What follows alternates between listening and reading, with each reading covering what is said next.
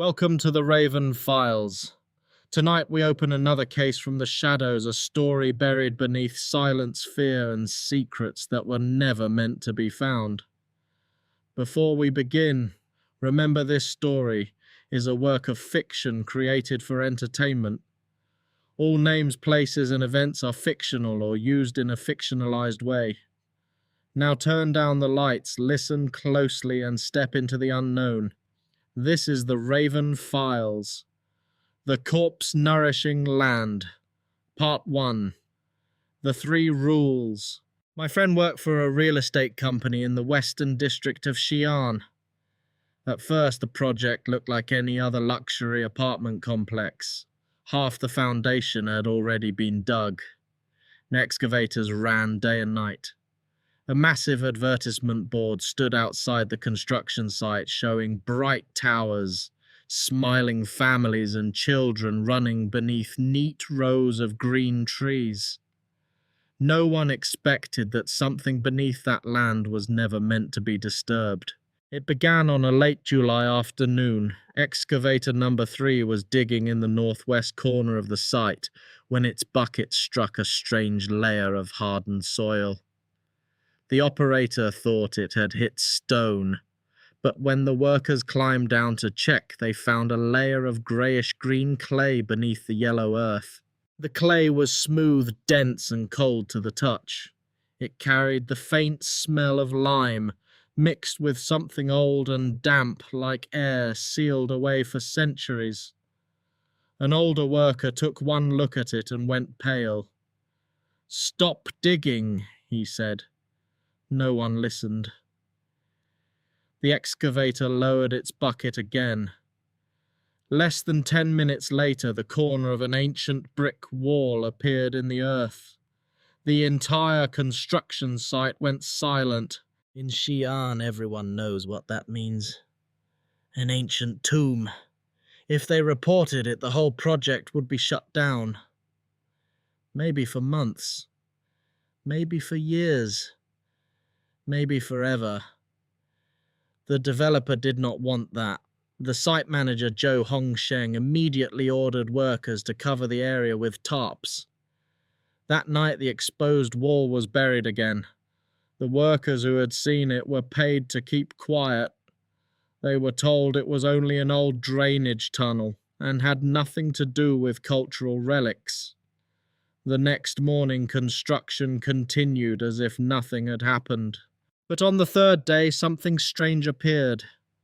On the pale grey wall inside the workers' temporary cabin, someone had written a message in red. No one knew when it had been written. No one knew who had written it. The words were large. Each stroke dragged downward like wet blood. Rules of the corpse-nourishing land. 1. Do not feed fresh meat to the dead. 2. If you see a child under 10, close your eyes immediately. 3. Before the rats eat people, let them eat each other. When Joe Hongsheng saw the 3 rules, his face turned dark. He stood in the middle of the cabin, pointed at the wall, and shouted until his voice cracked. "Who wrote this? Speak up now. Whoever tells me gets 2,000 yuan. The workers around him said nothing. Some lowered their heads, some quietly stepped away from the wall. At last, a middle-aged worker named Lao Zhou stepped forward, trembling. The night before, Lao Zhou and 2 other workers had been on the night shift. To pass the time, they had played cards in the cabin until nearly midnight. Lao Zhou had been losing all night. Sleepy and irritated, he pushed his cards aside and got ready to lie down. But the moment he stood up, the 2 men across from him turned pale. Lao Zhou thought they were trying to scare him. "What are you looking at?" he said with a laugh. "You lost a few bucks, and now you're acting like you saw a ghost." He turned around while still smiling. The smile froze on his face. The wall behind him had been clean, but somehow a muddy handprint had appeared there. The print was clear with 5 spread fingers, as if someone had pressed one hand against the wall for balance. Beside the handprint, red words had been dragged down the wall line by line. All 3 men saw them at the same time. One of them fainted on the spot. Lao Zhou and the other man crawled out of the cabin in a panic, calling Zhou Hongsheng as they ran. Zhou Hongsheng did not believe them. He thought Lao Zhou and the other workers had staged the whole thing as an excuse to stop working. He cursed them over the phone and ordered everyone back to their posts. But rumors spread across the site. By noon, no one dared to go back into the foundation pit. In the end, Zhou Hongsheng had no choice but to report the problem to the developer. The landowner was Lu Mingde. He was the uncle of my college roommate, Lu Manman. Because of that connection, Lu Manman called me and asked me to take a look. My name is Shen Yao. I am a junior at Nanjiang University. To most people, I am just a student. But my family carries an old profession almost no one talks about anymore. We are Earth Masters, not ghost hunters, not temple priests, not stage magicians in robes. Earth Masters study land veins, burial energy, hidden formations, and the way the living world presses against the dead. In the old days, we were not supposed to deal with hauntings. But old rules do not pay rent. If someone was willing to pay me to calm down a construction site, I had no reason to refuse. Besides, the moment I heard the words corpse-nourishing land, I knew this was not a simple prank. That afternoon, I arrived at the site. Zhou Hongsheng met me at the gate himself. His smile was stiff, and as we walked, he kept explaining that the whole thing was probably a childish joke from the workers. I did not argue. The harder someone denies something, the more likely they are hiding it. The moment I stepped inside the workers' cabin, I smelled blood in the air. It was faint, but it was there. The red writing was still on the pale wall.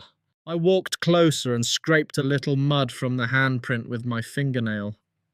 The surface had dried white, but inside it was still damp and greenish. I held it beneath my nose. My heart sank. This was not ordinary soil. It was sealing clay made with lime and glutinous rice water. In ancient times, it was used to seal major tombs. When wet, it turned green. When dry, it faded to a greyish white. I turned to Zhou Hongsheng. There is an ancient tomb under this site. His expression changed at once, but only for a second. Then he forced himself to stay calm. No, absolutely not. We have official survey papers. He pulled out a thick stack of documents. I did not take them. Instead, I looked at the red words again. The smell of blood grew stronger, but beneath the metallic stink there was a faint sweetness. I touched a little of the red stain with my finger and tasted it. Black dog blood. In old rituals, black dog blood is believed to carry strong yang energy. It is often used to break evil things. If a ghost had truly written these words with black dog blood, then either the ghost was powerful enough not to fear it, or a living person was pretending to be one. I preferred the second possibility, because the first usually meant I should run.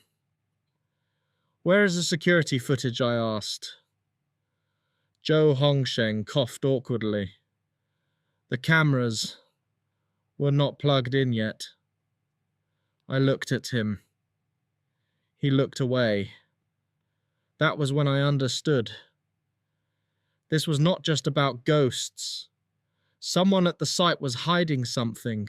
I set up a simple ritual table in the cabin, lit incense, and recited a few lines to calm the workers. I've never liked theatrics, but sometimes the living need rituals more than the dead do. After that, I wiped the red words off the wall. No one stays here tonight, I told Zhou Hongsheng. Not one worker. Come back in the morning. He swallowed. So it's over. I put the wet wipes back into my bag. No. His face went pale. What else is there? I looked out toward the darkening foundation pit. We need to see whether the thing underneath really wants to stay underneath. Zhou Hongsheng did not ask anything else. After the workers left, dusk settled over the site. The night wind moved through the half-dug earth, lifting dust into the air. The deep foundation pits gaped open in the dark like mouths waiting to swallow people. In the northwest corner, I saw an old man crouching beside the soil. He held a narrow Luoyang spade and pulled up long sections of earth from underground. Beside him stood a young woman in a black jacket, her hair tied back, her eyes cold and sharp. The old man was Murong Shan. The young woman was his granddaughter, Murong Yue. The Murong family once had deep ties to the grave-robbing world. They had supposedly left that life behind. But Murong Shan still visited Xi'an several times a year just to smell old earth and pretend he did not miss the work. I had texted Murong Yue as soon as I saw the ceiling clay. Murong Shan pointed at the soil samples under his feet the moment he saw me. This dirt is wrong. I crouched down. Beneath the yellow earth was a very thin layer of ceiling clay, only a few centimeters thick. Under that was a layer of dark red soil, wet as if it had been soaked in blood. I squeezed a handful. A muddy red droplet seeped between my fingers. That same sweet, bloody smell rose into the air. Black dog blood. Murong Yue frowned. Someone went down before us. Murong Shan tested several other spots. The result was the same every time. Black dog blood had been poured into the soil less than a day ago. I looked toward the dark pit. Not just went down. They may still be down there. The situation was becoming clear. The construction crew had uncovered a major tomb. A group of tomb robbers, possibly working with someone on the inside, had bribed or bypassed the survey process, hidden the tomb, and created a supernatural scare to delay construction for a few days. The 3 rules on the wall might have been written by them, but something still bothered me. If the goal was only to scare the workers, why use black dog blood? And why did the 3 rules sound less like a curse and more like a warning? I took out my phone. Murong Yue immediately pressed her hand over mine. Don't call the police yet. I understood. If tomb robbers were still below, they had probably been watching us since the moment I arrived. Calling the police now might not save anyone in time, but it would almost certainly make them silence us first. I put my phone away and deliberately raised my voice. Calling the police would be such a hassle. A tomb this big is worth checking first. Maybe we'll pick up something valuable. The atmosphere around us shifted. The feeling of being watched was still there, but the killing intent faded slightly. Murong Shan understood what I was doing. He grabbed his spade, pretended to be excited, and began wandering around the site, sometimes bending down to smell the dirt. It did not take him long to find the robber tunnel. It was hidden behind a clump of weeds covered with plastic sheeting, then sprinkled with loose soil. Without knowing what to look for, no one would have noticed it. Murong Shan lifted the plastic sheet. On the underside, written in red, were the same words. Rules of the Corpse-Nourishing land. 1. Do not feed fresh meat to the dead. 2. If you see a child under 10, close your eyes immediately. 3. Before the rats eat. People, let them eat each other. This time none of us spoke. Murong Yue's voice was low. If the robbers wrote this, they didn't need to put it here. I nodded. The tunnel entrance had been hidden too well. Ordinary workers would never see this message. So the words were not meant to frighten the workers. They were meant for whoever was about to go down, or something below was trying to warn the living. Murong Shan tied a climbing rope around his waist. I'll go first. I was about to stop him, but he had already slid into the hole. Murong Yue sighed. My grandfather has never been able to fix this habit. I said nothing. From the moment I stepped into that robber tunnel, the unease in my chest grew heavier. The bottom of the shaft connected to a narrow tomb passage. Strangely, it was not completely dark inside. Round the bend ahead, 2 red candles were burning. Not white funeral candles. Red wedding candles. Their light washed over the tomb walls, making the bloody writing beside them look even brighter. Murong Shan noticed the antique glass candle stands beneath the candles, and his eyes lit up. But this time he did not step forward, because right beside the candles written on the wall were the 3 rules again. The red stains here looked fresher than the ones outside. The smell of blood was stronger too. I looked at the first rule. Do not feed fresh meat to the dead. My heart turned cold. If this was truly a warning, then fresh meat did not mean food. It meant living people. At that moment, a cold wind moved through the passage. Both candles went out. A flashlight beam swept toward us from the far end of the tomb corridor. A man's voice echoed in the dark. Boss Shui said 3 people came down. Take care of them. The tomb robbers were here. Murong Shan reacted fast.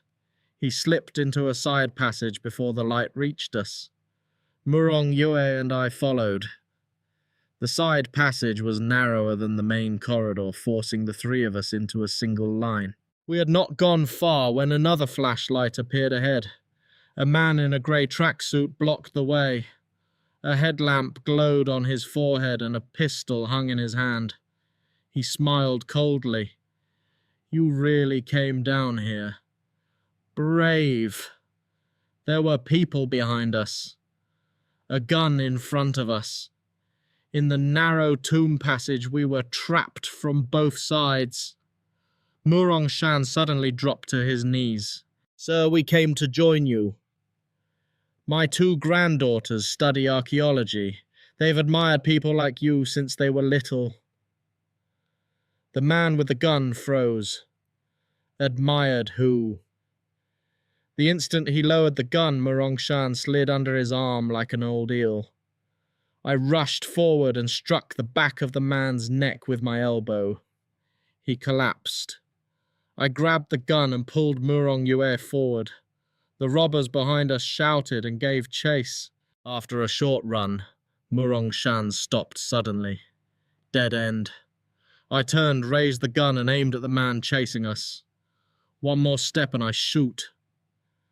The man immediately lifted his hands, but then he realized the gun in my hand belonged to one of his men. A grin spread across his face. Do you even know how to use that? Want me to teach you? He took 1 step toward me, then his face changed. His eyes widened as he looked behind me. Who's standing there? I did not turn around. The second rule rose in my mind. If you see a child under 10, close your eyes immediately. But people have a stupid instinct. The more you are not supposed to look, the more you want to. I glanced back. In the darkness behind me, a small cold hand touched the back of mine. 5 tiny fingers slowly slid between my fingers as if trying to hold my hand. Goosebumps rose across my entire body. Murong Yue's voice came from far ahead. I'm here! My blood turned cold. I yanked my hand away and formed a lightning seal. A thin spark flashed in the darkness. The small hand vanished. When Murong Shan ran back with his flashlight, 5 black finger marks were printed clearly on the back of my hand. They were the size of a child's fingers, but there should not have been a child in that tomb. I did not say it out loud, but that was the moment fear began to crawl into me. Not the fear of dying. I had faced dangerous things before. This was different. I was afraid because I did not know what I was facing. Ghosts have rules. The Walking Dead have weaknesses, but that small hand carried no clear corpse stench, no heavy ghost energy, no familiar sign of a transformed body. It felt like something forgotten between life and death. Something still learning how to touch the living. We continued deeper into the tomb. There should have been a stone door ahead. Instead, we found a square open space about 2 meters wide.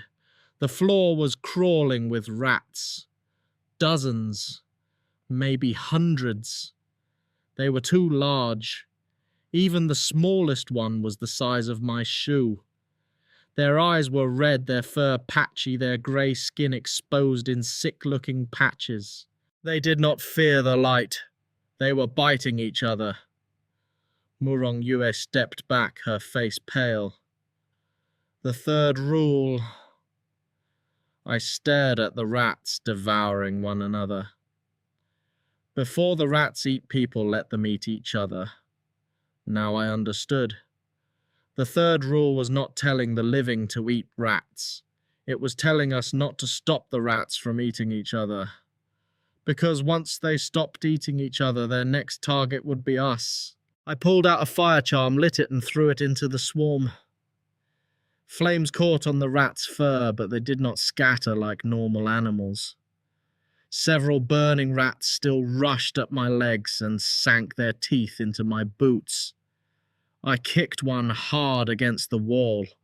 Its belly burst open, spraying a foul green fluid. But it did not die. It dropped to the floor, twisted and broken, then crawled toward me again. Murong Shan crushed another rat flat with his Luoyang spade. The flattened thing still dragged itself forward and tried to bite him.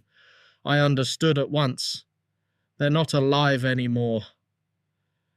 Murong Yue slipped and fell into the swarm. The ground beneath the rats suddenly caved in, revealing a stone staircase leading down into the dark. We fought our way down. At the bottom was a small chamber. Murong Shan took one look and froze. Huang Chang Tiku. I stopped breathing for a second. Before us was an extremely rare Han-dynasty burial structure. The coffin chamber was protected by thousands of tightly stacked cypress beams. Charcoal and ceiling clay would have once surrounded the entire structure, cutting it off almost completely from the outside world. In other words, if something inside was still moving, it should not have been a living creature. In the front chamber of the tomb, 7 tomb robbers were drilling into the cypress beams. The man standing in the center was tall, with a long face, deep-set eyes, and a scar running from his chin down to his collarbone. That was Shui Qiang, the leader of the robbers. When he saw us, he did not panic. He smiled. Shen Yao, right, my expression hardened. He knows my name. Murong Yue whispered. Then they've been watching us from the beginning. Shui Qiang dusted off his hands. I heard you were an Earthmaster. At first I thought you were just some college girl running a scam. Turns out you really found your way down here. I looked at the black dog blood smeared across the floor. Did you write those words? Shui Qiang smirked. No, he answered too quickly. Then he added, I only poured the black dog blood. The writing was already here before we came down. The room grew colder. Murong Shan cursed under his breath. And you still came in. Shui Chang laughed. A tomb this big. Who wouldn't come in? The dead have been dead for 2,000 years. What are they going to do? Scare me? He pointed at the cypress beams. Once we break through this layer, we reach the main coffin. What's inside will set us up for life. At that exact moment, an explosion shook the chamber. A section of cypress beams blew apart, leaving a square hole just large enough for a grown man to crawl through. One young robber bent down and looked inside. Before anyone could react, his upper body went stiff. His legs kicked wildly against the floor. Then his entire body was yanked through the hole. No scream, no sound of impact, nothing. The smile disappeared from Shui Qiang's face. He stepped back. Only one small step. But I saw it. He was afraid too. His greed was just stronger than his fear. One robber whispered, "Boss Shui." What pulled Shaoli and Shui Chang did not answer. He turned to me. "You go in and check." I looked at the narrow hole. A person crawling through it would not be able to turn around. If anything waited on the other side, even a child with a knife could kill whoever entered. I did not want to go in, but the stone slab behind us had sealed shut. The only way out was inside the burial enclosure where the release mechanism was likely hidden. I took a deep breath. I had brought Merong Yue and Merong Shan into this. If I could not open the way out, all three of us would die here with the robbers. I put on a headlamp helmet, covered myself with charms, gripped my dagger, and crawled into the hole. The tunnel through the cypress beams felt longer than it should have. I dragged myself forward on my elbows. When I was almost through the other side, I saw Xiao Li, the young robber who had been pulled in. He was propped at the mouth of the hole, his chin resting on the edge, his eyes wide open. His mouth was twisted into a crooked smile. A chill shot down my spine. It was only his head. His body was gone. I struck the head with a lightning charm, then pushed it aside with my dagger. After that, I gritted my teeth, dragged myself out, rolled across the floor, and stood up. Inside the cypress enclosure was a tomb chamber shaped like an inverted gate. 4 side rooms held burial objects. At the far end stood the main coffin. I found Xiao Li's headless body in the left side chamber. It stood among rows of painted clay maidservant statues, arms hanging loose, neck torn open. The moment I stepped closer, dozens of thin red strands burst from the wound in his neck. They shot toward my throat like living veins. I twisted away and slammed a fire charm into the corpse. A burnt smell filled the air. The red strands recoiled, but they did not disappear. I looked closely. They were not blood vessels. They were worms. Corpse vein worms. Ancient texts mention them only briefly. They were parasitic creatures that lived inside dead bodies, consumed the flesh and blood within, and used the remaining skin like a shell to search for new hosts. They were not ghosts. They were not walking corpses. They were not ordinary evil spirits. That meant most exorcism charms would do almost nothing to them. Then I thought of the rats outside. Dead rats that could still bite. All of them had been infected. One worm suddenly sprang from the floor and pierced my arm. I barely managed to grab its tail. It was freezing cold, slick, and covered in tiny barbs. It tried to dig deeper into my flesh. The pain nearly blacked out my vision. If it reached my heart, I was dead. I clenched my teeth, switched the dagger to my left hand, and drove the blade straight into my own arm, blocking the worm before it could burrow deeper. Blood and green fluid sprayed out together. Then I dragged the worm out along with a strip of torn flesh. When Murong Shan crawled in and saw me, he froze at the doorway. You pulled that thing out of your own arm. I threw the worm to the floor and crushed it under my boot. It hurt. It hurt so badly that cold sweat soaked through the back of my shirt. But I could not let them see me panic. Inside a tomb, if one person breaks, everyone else dies faster. I'm not dead, I said. That's good enough. Murong Shan looked at me with a complicated expression. For once, he did not joke. Shen Yao, he said quietly, you really are the heir of the Shen family. I did not answer. Find the soul vessel, I said. The release mechanism should be near it.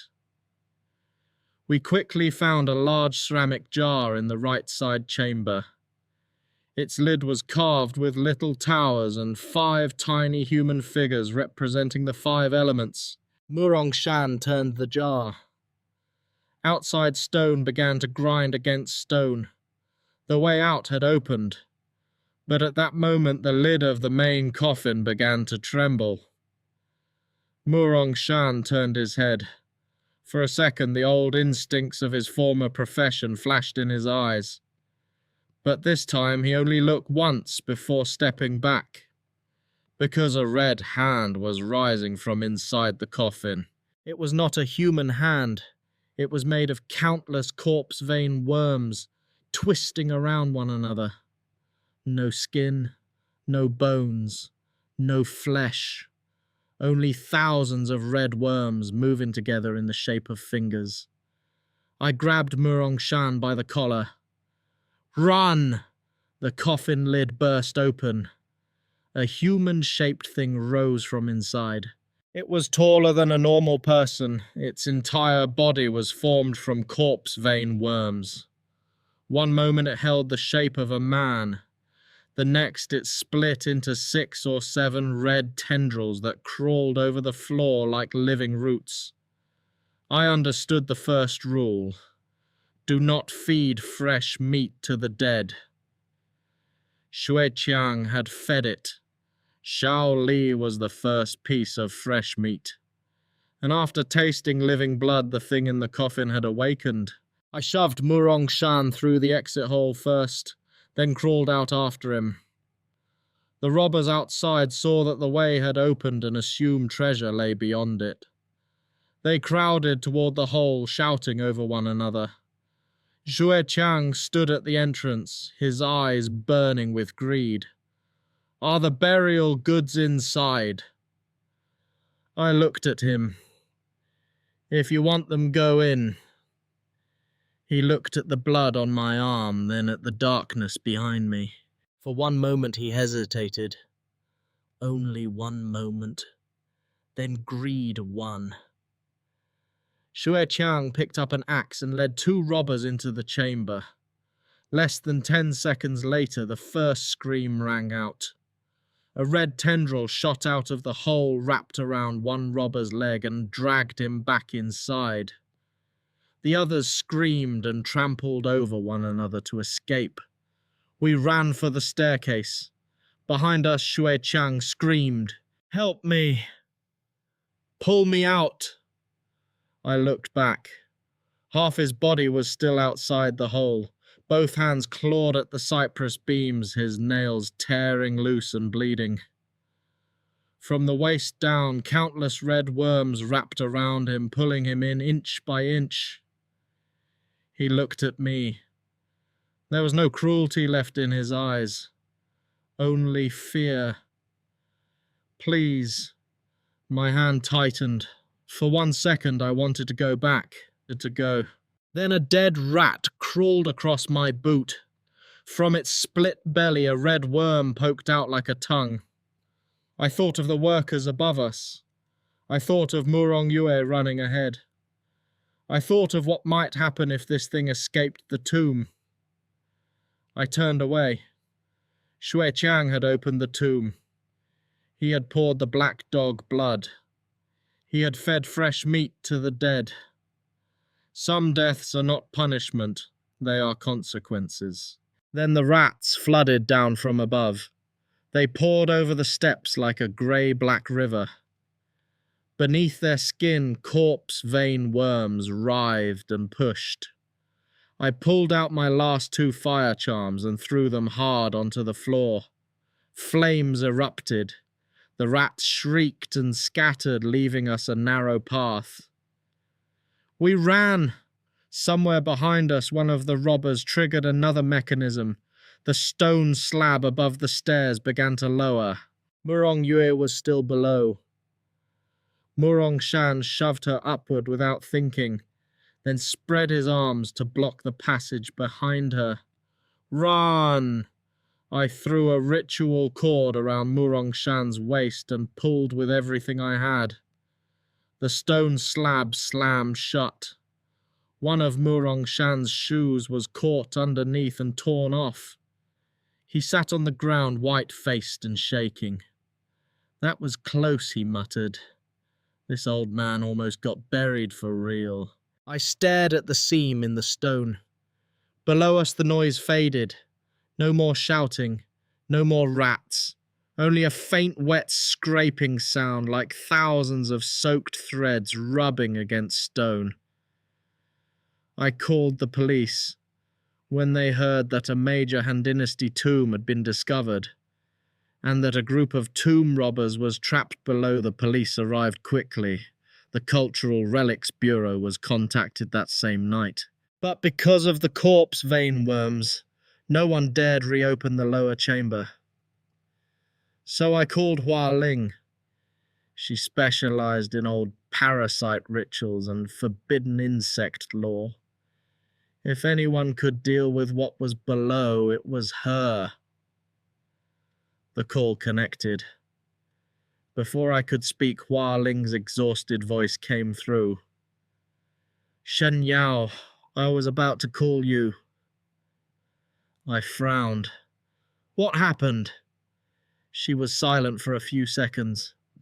Then she said very softly, I found a lead on Ji Kang, but it's worse than we thought. I looked toward the sealed foundation pit.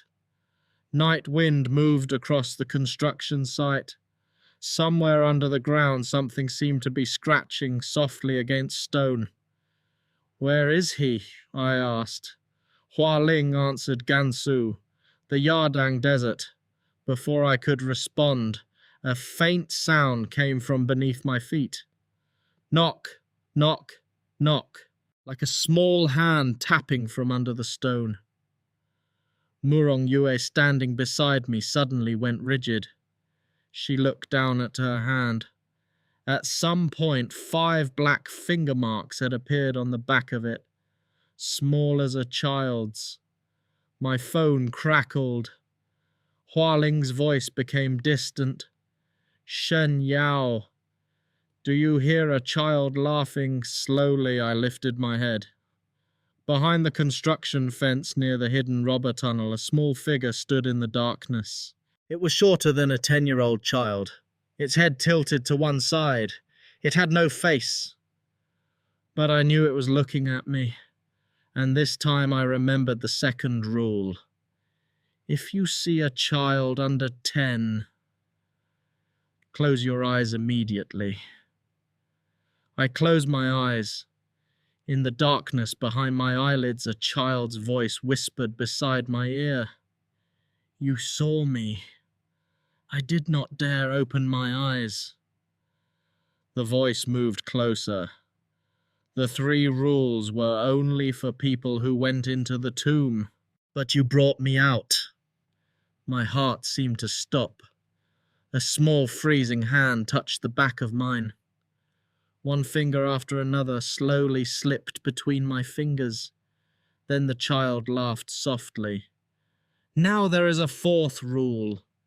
You are not allowed to leave me. To be continued.